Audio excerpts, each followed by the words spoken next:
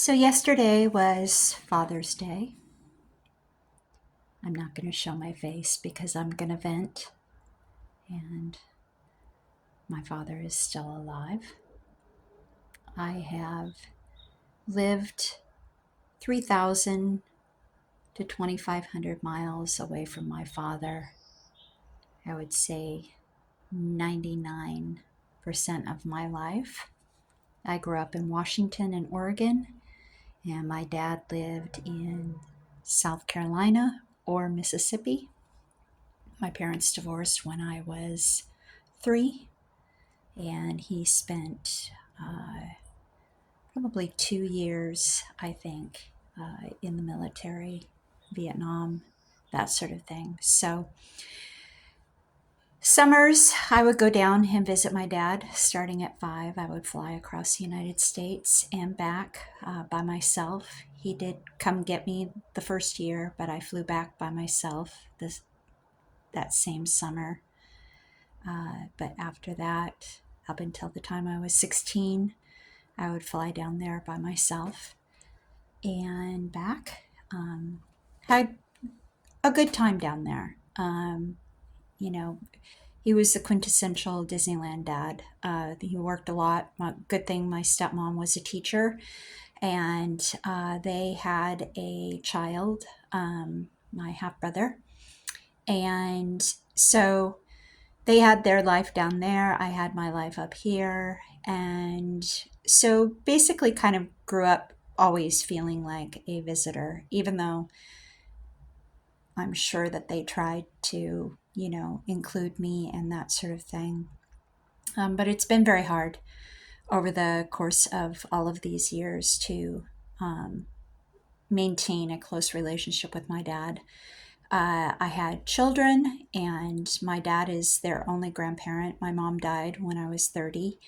And so when they were very, very young. And my ex husband's parents were gone pretty soon after my two youngest or eldest were born. So they never were involved in their lives. So my dad is it as far as grandparents are concerned.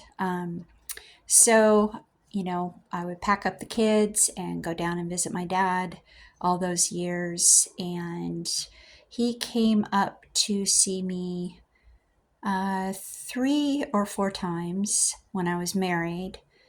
And then once right after my divorce. And then that was in 96. 97 maybe, and then the next time he came was in 2008 for one night, and then that was it. So all the other times that I've gotten to see my dad or my children have gotten to see their grandfather as they're adults, they've gone down there on their own to see him. Not very often, but I called him yesterday, and I'm giving you a lot of backstory because this is kind of where this whole, I don't want to say complaint, but just kind of mystifying. All the time when I was growing up, and when I go see my dad, there was always another little girl who got my dad's attention, or somebody else who was cuter or smarter or funnier, or he spent more time with, or she's just like a daughter to me, or that sort of thing. And it really hurt my feelings because I was his only daughter. But it was hard. So called him yesterday, and my dad is 80 this year. I'm 60. And he and I were talking, and of course, he was going down to his boat because he always spends all of his time on his boat. And he just peters around and putzes around and fixes things and that sort of thing. I was saying, miss you. Maybe you should come and see us, you know? And he was like, oh, well, it's really hard for me to, you know, get on a plane. And I was like, well, I said, if you drive from Mississippi to South Carolina, it takes longer than flying in a nice cushy airplane seat, get fed, don't have to stop for gas, that sort of thing. It's, you know, a shorter trip flying. We'd love to see you. And he was like, well, maybe. I said, you haven't come out since 2008. And he was like, well, what did we do then? And I said, well, you were flying in from a Alaska fishing trip with my brother, and you spent one night at my house. And he was like, oh, he goes, wow, 2008. Boy, the years just fly by, don't they? And I was like, yeah, they do.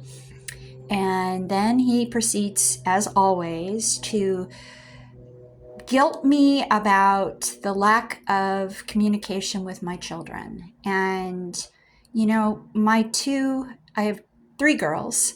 One of my daughters is trans, and clearly my father does not accept that. So his communication with one of my daughters is almost zero.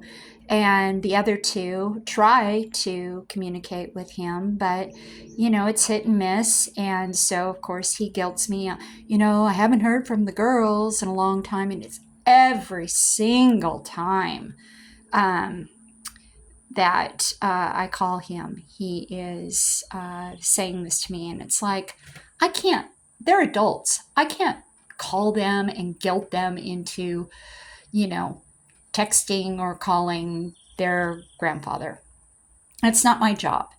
If he wants a, you know, good communicative relationship with his granddaughters, then he has to put in the work too. And then he proceeded to tell me about this girl that he worked with at the casinos, because my dad was general manager or owner, or I don't know what, of a casino. And she communicates with him on his birthdays and Father's Day, and she's just like a daughter, my dad said. And I was like, okay, great. You know, that's great. I'm glad you have another daughter to take your real daughter's place, you know. Um, and I'm sure that he didn't even put any thought into it, but every single time he would do that, it would just hurt me and minimize my role in his life. And so I don't know. Girls, boys, do you ever experience this in life, or through your life? I know there's a lot of people who grow up in divorced homes, but man, oh man, at 60 years old, you'd think would be able to let it go, but it still hurts me. And just wondering if there are other people out there who have the same problem. So, all right, guys, happy day after Father's Day. We